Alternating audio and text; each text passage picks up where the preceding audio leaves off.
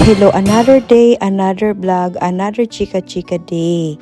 For today's video, di ay no, kay akong i-share sa inyo kung unsa ang proseso namo nga gihimo sa akong afam diri sa Turkey.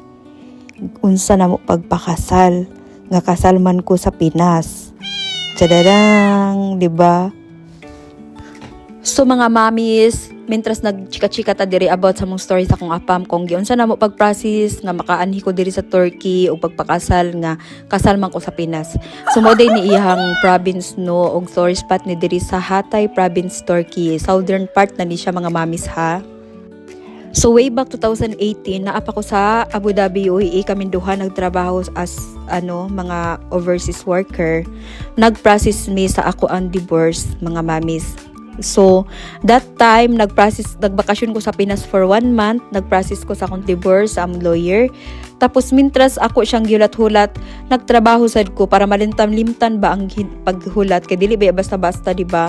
So, ang amo dahing pamaagi is na ami sa Sharia divorce.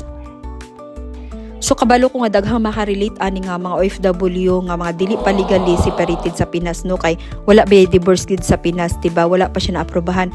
Pero ang among pamaagi sa akong lawyer is naami sa Sharia divorce law.